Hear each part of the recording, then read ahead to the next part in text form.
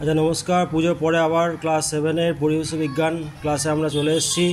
তো সকলকে শুভ বিজয়ের শুভেচ্ছা জানাই। তারপর আমাদের পড়াগুলো শুরু করব।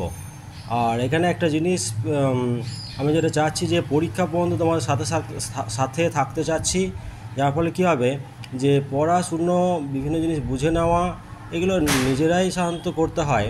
এবার আমরা সাথে থাকলে বা কেউ সাথে থাকলে কী হয় না, একটা রুটিনে বাঁধা পড়ে, যার ফলে তোমাদের কাজটা সহজ হবে।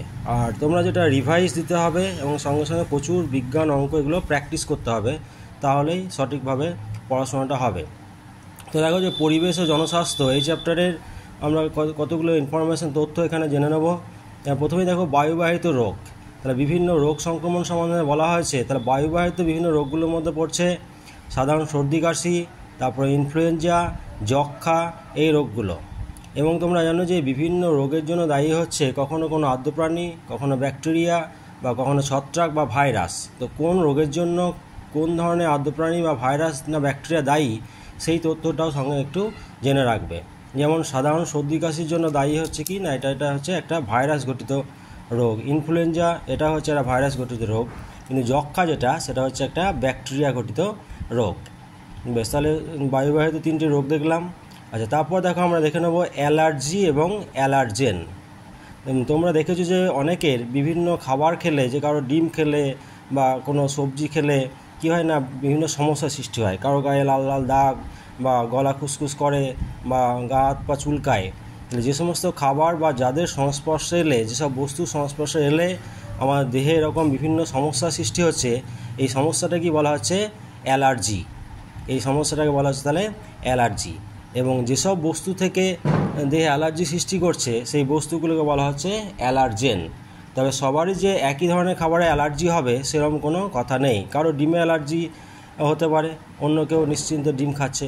সুতরাং এই ব্যাপারটা বুঝতে হবে যে কিছু কিছু জিনিস বা বস্তু যেগুলো সংস্পর্শে এলে আমাদের শরীরে বিরূপ প্রতিক্রিয়া হচ্ছে, যে কারো লাল লাল দাগ দেখা যাচ্ছে, গলা খুসখুস করছে, বা গা হাত পা চুলকাচ্ছে, যে খাবারের ফলে বা যে বস্তুর কাছাকাছি এলে তাদেরকে বলা হচ্ছে, সমস্যাটা হচ্ছে অ্যালার্জি। এবং যাদের ফলে এই সমস্যাটা সৃষ্টি হচ্ছে তাদেরকে বলবো আমরা অ্যালার্জেন। তাহলে এই দুটো জিনিস তোমরা দেখে নিলে, অ্যালার্জি এবং অ্যালার্জেন। আচ্ছা, এরপরে দেখো কতগুলো জিনিসের পুরো নাম দেখে নেবো। যেমন WHO, এটা তোমরা আরও অনেক আগের ক্লাস থেকে জানো যে ওয়ার্ল্ড হেলথ অর্গানাইজেশন। এটা তাহলে যেটা দেখছিলাম WHO ওয়ার্ল্ড হেলথ অর্গানাইজেশন বা বিশ্ব স্বাস্থ্য সংস্থা, এটা রাষ্ট্রসংঘের অধীনে একটি সংস্থা। সারা বিশ্বের মানব সম্পদের এটা স্বাস্থ্য নিয়ে গবেষণা করে। এটা হেডকোয়ার্টার হচ্ছে কোথায় না, সুইজারল্যান্ডের জেনিভায়। এবং এটা 1949 সালের 9 এপ্রিল স্থাপিত হয়েছিল। আচ্ছা, আর একটা দেখো UNICEF, United nation international children's emergency fund. তাহলে এটাও তোমার কি হচ্ছে না, সারা বিশ্বের উন্নয়নশীল দেশগুলোর শিশু ও মায়েদের স্বাস্থ্য নিয়ে কাজ করে এরা। এটা 1946 সালে 11 ডিসেম্বর রাষ্ট্রসংঘের অধিবেশনে এই সংস্থাটা গঠিত হয়। তাহলে এই সমস্ত সংস্থাগুলোর নাম এবং কত সালে প্রতিষ্ঠা হয় দেখলাম। আচ্ছা, এরপরে আরেকটু দেখে নেব কতগুলো মানসিক সমস্যা। বর্তমানকালে আমাদের যে জীবনযাত্রা, খেলাধুলোর অভাব, ঘরে ঢুকে থাকতে হচ্ছে, অনেকে মোবাইলে আসক্ত হচ্ছে, বন্ধুবান্ধব কম, তো তাদের কি হচ্ছে না, বা বিভিন্ন কারণে কিন্তু একটা মানসিক সমস্যাও চলে আসছে। তো শরীরে কোনো জায়গায় অসুবিধা হলে, কিছু হলে সঙ্গে সঙ্গে আমরা ডাক্তারের কাছে যাই, কিন্তু এই মানসিক ব্যাপারটা অনেক ক্ষেত্রে পরিবারে এখনও অবহেলার জায়গায় থেকে গেছে। কিন্তু সেটা অবহেলা করলে হবে না, সেটা পরবর্তীকালে আরও বড় সমস্যার সৃষ্টি করবে। তো এখানে আমরা ডিটেলস না গিয়ে কতগুলো মানসিক সমস্যা যেগুলো নিয়ে আলোচনা করা হয়েছে তোমাদের বইতে, সেগুলো দেখো। একটা হচ্ছে মানসিক প্রতিবন্ধকতা, তারপর হচ্ছে কি অটিজম, তারপরে মনোযোগহীনতা, মানসিক উদ্বেগ, অবসাদ এবং ডিপ্রেশন। তো তোমাদের বইতে এগুলো ডিটেলসে আছে। তো আমি শুধু নামগুলো এখানে দেখলাম এবং বিভিন্ন লক্ষণগুলো দেওয়া আছে। তো সেই লক্ষণগুলো নিয়ে আলোচনা হয়েছে। তবে এখানে অনেক জিনিস তোমাদের মনে হতে পারে যে এই লক্ষণগুলো মিলে যাচ্ছে, মানে আমি এই রোগে আক্রান্ত হয়ে গেছি।